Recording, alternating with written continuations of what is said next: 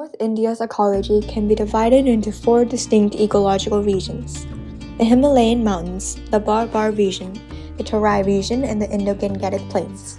The northernmost part of India is dominated by the majestic Himalayas. The annual mean temperature in these mountains can range anywhere from -27 to 77 degrees Fahrenheit. Ever since its formation around 8 million years ago, these mountains have played a crucial role in the climate of the entire Indian continent. The mountain range acts as a massive climatic barrier, and thanks to this, India is provided with warmer regions that receive higher levels of precipitation. It is also important to note that this mountainous region contains the major source of river systems, and oftentimes it is water from the Himalayas that provides for India's water resources as well as irrigation.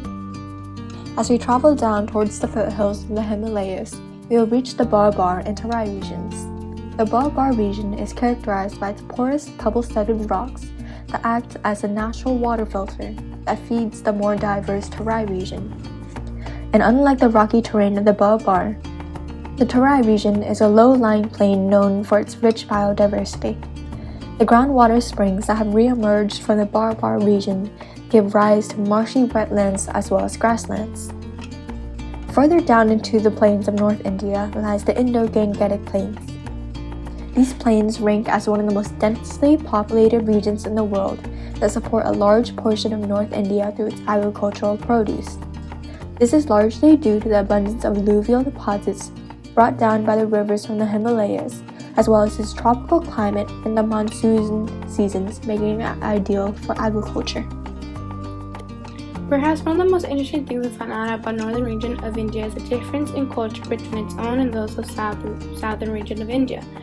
The architecture in North India was less affected by colonialism, allowing us to be able to study the overall 4,500 years of culture persistent in the region. North India's architecture is mainly inspired by religion, Hinduism, for instance, North India's temples, but we should not ignore the architectural elements of domestic homes.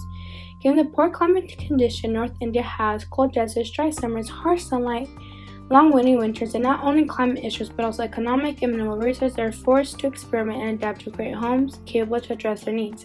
For example, Vindar is commonly located at the entrance overhanging, allowing protection from the hot sun and heavy winds and rain, with beautiful carved wooden columns supporting the Vindar. The Vindar allows inhabitants to connect with nature and get fresh air. Chahas are almost the same thing. They are placed above windows which can be either sloped or horizontal, causing protection from the heavy sun and rain. Courtyards are dated back from 6000 or 6500 BC. They are used to cool down the interior of the house, but also allow the inhabitants to connect with nature, which is important in Hinduism, but there's no separation between the divine and the world of nature. Another example of vernacular architecture in North India are mud houses, keeping the interior cold in the summer and warm in the winter due to the porous mud, a nature insulator. Mud houses are not just affordable, but they are biodegradable, causing less carbon footprint. Mud houses have a mixture of mud, clay, and straw and are left to dry in the sun. Like many housing, mud houses have their cons. They are vulnerable for flood, insects, rats. Even with their cons, mud houses have been around North India for centuries and have allowed many to live comfortably. A last practice is jalis, elastic screen allowing shade and gentle breeze to come into the house interior. They are usually made out of marble or red sandstone and are all designed with different patterns due to the amount of sun the home receives. Most of these practices are focused on maximizing heat gain and minimizing heat loss. Arguably the most essential feature of traditional building practices in northern India was the use of local materials such as mud, stone, wood, and straw. Such materials could continue to be used in a modern building practice so as to both maintain the cultural significance behind their use and in an effort to use environmentally friendly materials that can go on to be reused in future projects. Not only are these materials local and found in abundance, but they can also be used for intricate designs that can bring new life and character to modern buildings.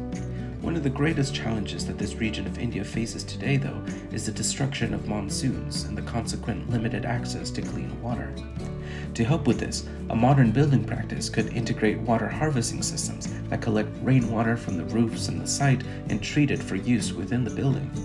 Additionally, modern designs could incorporate grass paving surrounding the structure to ensure rainwater permeation, thereby helping vulnerable local ecosystems.